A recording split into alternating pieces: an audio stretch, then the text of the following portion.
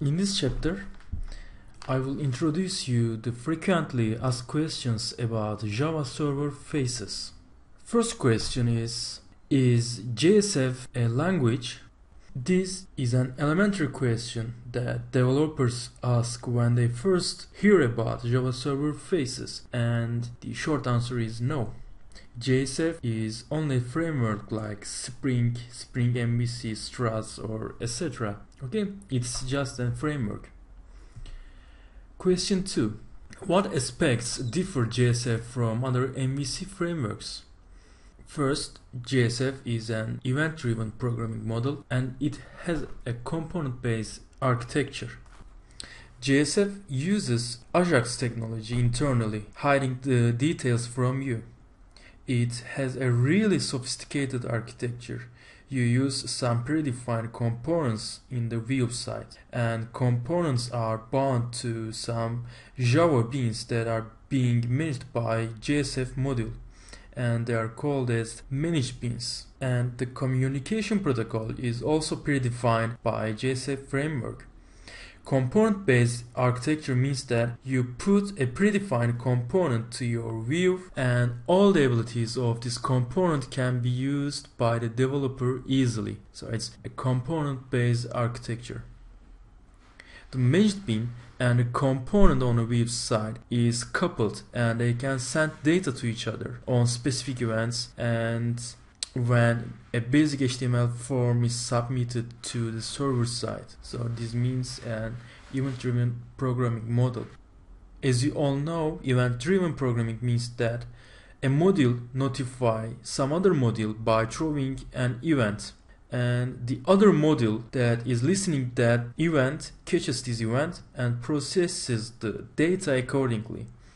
In JSF framework, there are two modules, the view and the managed beans, and they communicate each other via the event throw.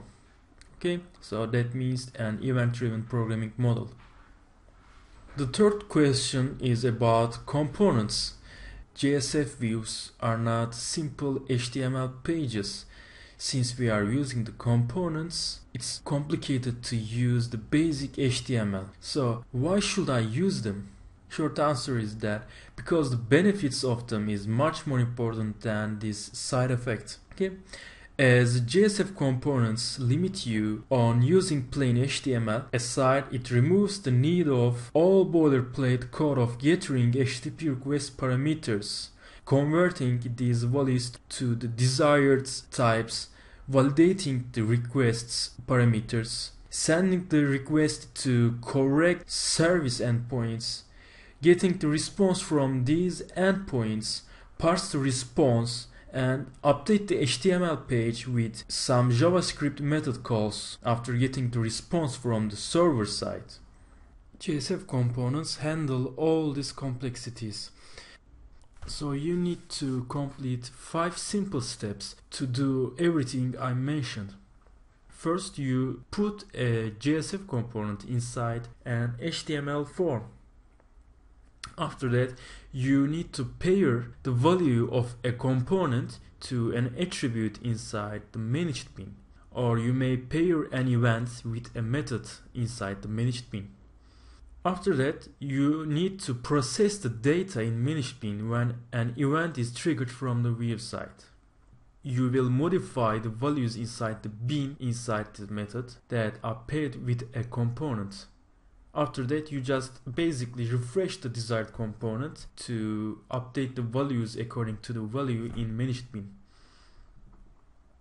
In the fourth question, let me visualize the relation between a JSF component and a managed bean. So, as I said before, we have an HTML form inside our view, and we have several components inside this HTML form. The component 1 and component 2. They may be an input text, select box, radio button, checkbox, whatever. And they all paired with attributes inside a JSF managed bean. For instance, if you have an input text inside your HTML form, you may pair it with a string value inside the JSF managed bean. Or if it's a checkbox, you may pair it with a boolean value. If you click the checkbox, the value 2 will be true, otherwise false. This conversion will be handled by the JSF. And if it's input text, it will be paired with a string value. Again, this conversion is handled by the JSF framework. And you may define different events for different components. For instance, here I have defined an onFocus event for the component 1. That means if this component gets the focus of the user, this method will be triggered. Okay, you may trigger my method by throwing an onFocus event, and you may change the value of value 1, value 2 or other attributes. That's all. Here is the critical point. JSF components are predefined HTML elements with some abilities, with some special abilities, and their states, their values, are represented as attributes on the JSF managed beans. So the communication between the JSF components and the managed bean is supplied with AJAX calls, but these AJAX calls are internal calls. So you don't need any external AJAX calls. JSF handles all the complexity. You just post the whole HTML form or some part of it to a JSF managed bean, and JSF creates an internal AJAX calls to the correct service endpoint, and it basically calls a method or a getter or setter method of any attribute. That's all. So the fifth question is this architecture a replacement of traditional AJAX usage? Exactly. With JSF framework, you don't have to serialize the form data, because as you know, in traditional AJAX call you need to serialize the data with some JavaScript functions to serialize the data, and you create an endpoint per operation, which is a server URL, and you don't need to create an endpoint per operation. You just need to define a method inside a managed bean, so you will be done with it. After that, in traditional way, you need to parse the response, because an AJAX call returns you a string or an XML or JSON, and you need to parse the data and get the desired attributes from this data structure. And by using the desired data, you need to update HTML with JavaScript explicitly. You need to call document.getElementById .set inner HTML or something to update the HTML, but by using the JSF framework's AJAX call technology, you just say update this component. That's all. Okay, it's really a shortcut, and you will see the details in the next chapters while we're implementing the JSF, the Primefaces project. Okay. So, should I forget about basic GSP and servlets? When we are using JSF framework, we are doing something completely different from the GSP and servlets? The short answer is no. Because JSF is a framework that wraps JSP servlet technology for providing event-driven and component-based programming. At heart, it is using JSP and servlets. When we are talking about the internal structure of the JSF, you will see that it has some servlets to redirect the requests. With this servlet, the JSF framework is creating some virtual endpoints for AJAX calls. So if you don't know JSP and servlets, learning the JSF framework will be hard for you. But if you know the JSP and servlets well enough, you will be able to learn JSF in a short time.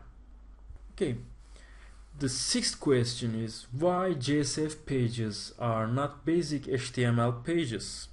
This is a good question, because JSF uses an XHTML structure because they are HTML pages that must obey XML standards. Inside a JSF view page, a XHTML page, every component is represented as a tag, as all other MVC frameworks do. So when you need to use a JSF component, you need a complete tag, a start tag and end tag and some attributes inside it. Okay? All the components should exist in a hierarchical manner. The tags for defining the events should be inside the related component, for instance. And all components must be inside an HTML form component. Okay? Everything should be in logically hierarchical order. That's why we are not using the HTML pages, but we are forcing the usage of XHTML pages. The other question is how to preserve the values inside view across the different requests. We said that the view objects are paired with some managed beans. How the values are preserved when the view is changed? JSF uses the scope which we use in JSP and servlet technology. As you know, we have request, view, session or application scope objects inside the JSP servlet technology. Other question is, what is Primefaces? Primefaces has even more specialized and enhanced components, enhanced JSF components for most common web development operations. As you will see in the feature, Primefaces has really great components that eases our jobs. Why we use Primefaces? Because the components are really cool. As Java developers, we sometimes ask each other why we don't have pre-developed components like the C# developers have.